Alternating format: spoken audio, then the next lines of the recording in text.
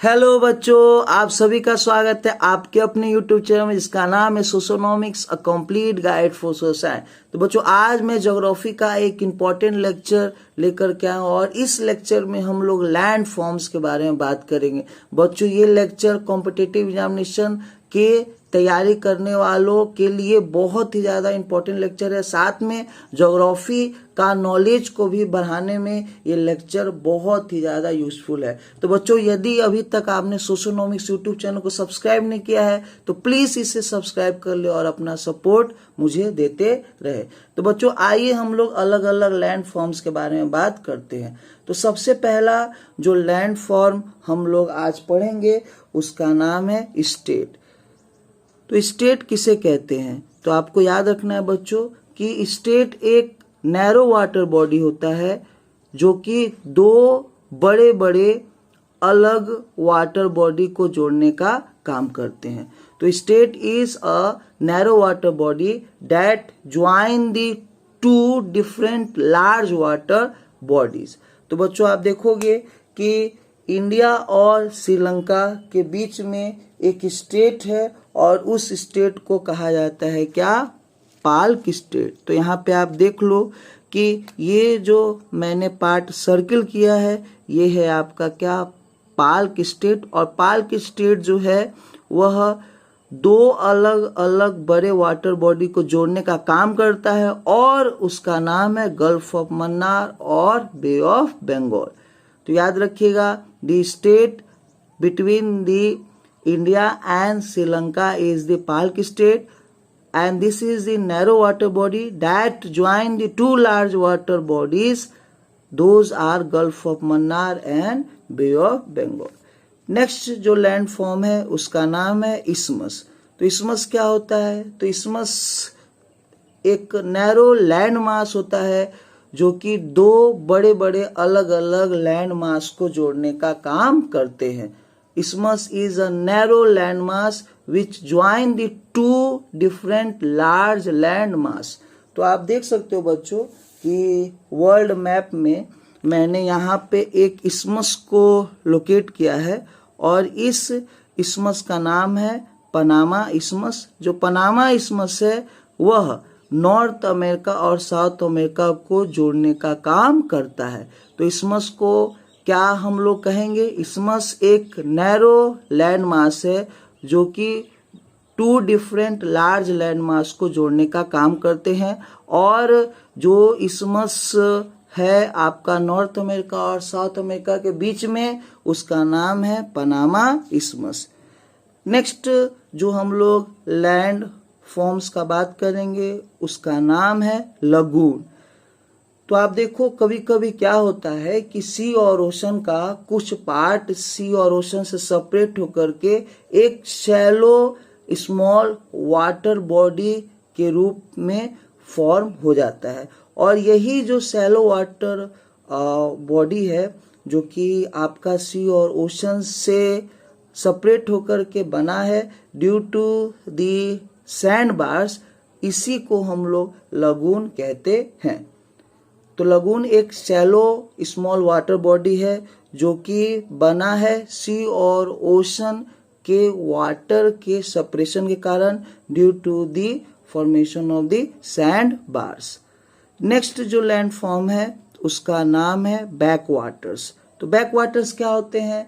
तो आपको बच्चों यह मैं बता दूं कि बहुत सारे जो रिवर्स होते हैं उनके पार्ट छोटे छोटे टुकड़ों में बढ़ जाते हैं और यही जो छोटे छोटे टुकड़े रहते हैं मेन रिवर के उन्हीं को हम लोग बैक वाटर्स कहते हैं।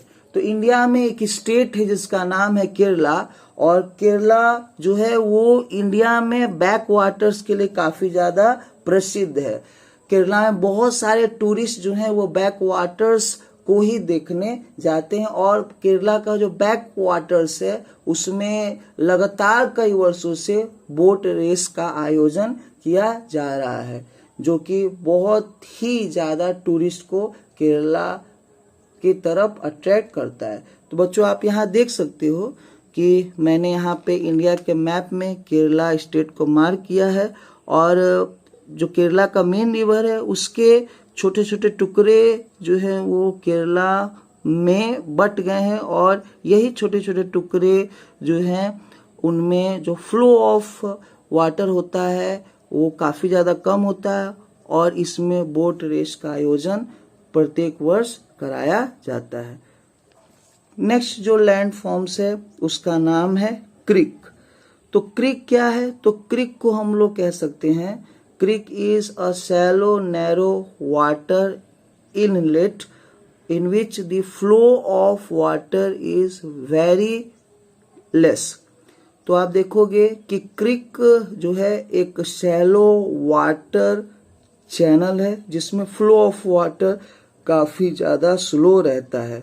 जो क्रिक होते हैं वो काफ़ी ज़्यादा जो है वो यूज़फुल हैं क्योंकि क्रिक में काफ़ी ज़्यादा जो है वो फिशिंग अपॉर्चुनिटी मौजूद होता है और क्रिक जो है वो मेनली आप देखोगे कि सॉल्टी रीजन में पाए जाते हैं जहाँ पे सॉइल का सॉल्ट कंटेंट और वाटर का सॉल्ट कंटेंट बहुत ही ज़्यादा होता है। तो बच्चों आप देखिएगा कि जो आपका क्रिक है उसमें एक क्रिक है आपका सर क्रिक और सर क्रिक जो है वो आपका गुजरात और सिंध के बॉर्डर पे लोकेटेड है और ये सर क्रिक रीजन जो है वो विवाद का कारण है इंडिया और पाकिस्तान के बीच में क्योंकि इंडिया जो है सर क्रिक के ऊपर अपना अधिकार जमाता है और पाकिस्तान भी सर क्रिक के ऊपर अपना अधिकार जमाता है। चलिए बच्चों अब हम लोग आगे देखते हैं अगला लैंडफॉर्म और इस लैंडफॉर्म का नाम है बे। बे क्या होता है? तो आपको याद रखना है कि बे एक वाटर बॉडी है जो कि 3 साइड से लैंड मास से घिरा हुआ है और बे का जो माउथ है वो काफ़ी ज़्यादा वाइड होता है। तो आप देखोगे यहाँ पे इंडिया के मैप में मैंने यहाँ पे लोकेट किया है बे ऑफ बंगाल। तो बे ऑफ बंगाल आप देख सकते हो कि एक वाटर बॉडी है जो कि 3 साइड से आपका लैंड मास से घिरा हुआ है। ये एक साइड है, ये दूसरा साइड है और ये तीसरा साइड है। तो आपको याद रखना है कि bay is the water body which is surrounded by the land on its 3 side having the wide mouth. Next जो लैंड फॉर्म है उसका नाम है गल्फ। गल्फ क्या होता है? तो याद रखना है कि गल्फ भी एक वाटर बॉडी है जो 3 साइड से लैंड से घिरा हुआ रहता है लेकिन जो गल्फ का माउथ रहता है वो काफ़ी ज़्यादा नैरो होता है।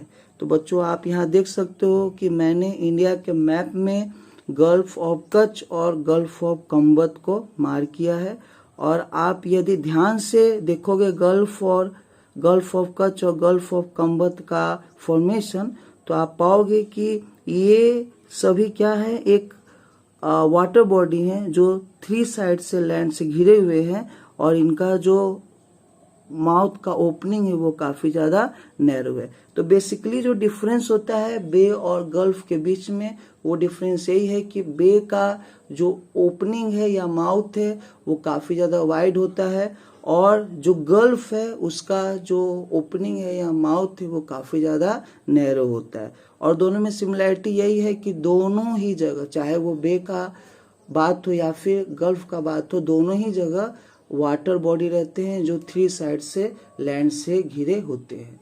अब बे और गल्फ को आपको कंफ्यूज नहीं करना है पेनिनसुला से क्योंकि पेनिनसुला एक लैंड मास है जो 3 साइड से लैंड से घिरा हुआ है।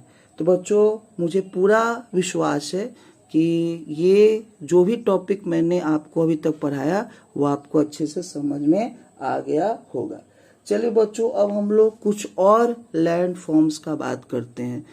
तो एक लैंड फॉर्म आपका है जिसे हम लोग कहते हैं क्या डेल्टा। डेल्टा क्या होता है? तो आपको याद रखना है कि डेल्टा एक ट्रायंगुलर लैंड मास है। डेल्टा क्या है? एक ट्रायंगुलर लैंड मास है जो कि फॉर्म होता है due to the deposition of the silt brought by the river and delta are mainly formed at the mouth of the river। तो बच्चों आप यहाँ पे देख सकते हो कि बहुत सारे जो है वो ट्रायंगुलर लैंड मास के फॉर्मेशन हुए हैं और यहीं पे जो है वो डेल्टा का फॉर्मेशन हुआ है। और पूरे वर्ल्ड का जो लार्जेस्ट डेल्टा है उस डेल्टा का नाम है सुंदरबन डेल्टा।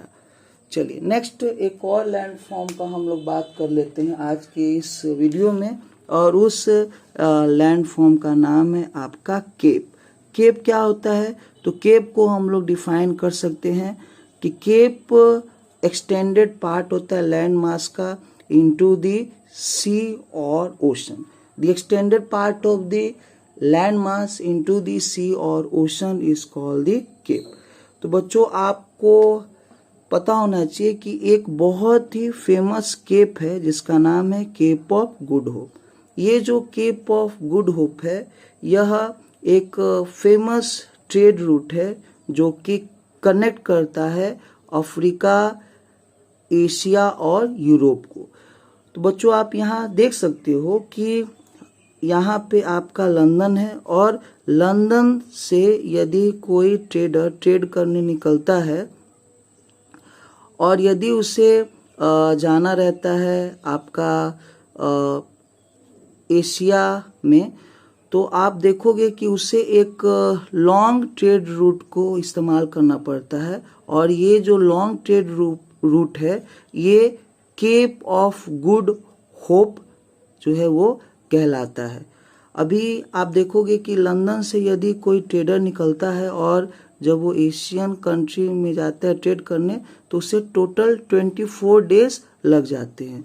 लेकिन अभी क्या है कि एक कैनाल बना दिया गया है जिसका नाम है सुएज कैनाल, और सुएज कैनाल के बनने के कारण जो डिस्टेंस है आपका लंदन से आपका एशियन कंट्रीज के बीच में वो ऑलमोस्ट 40% रिड्यूस हो गया है।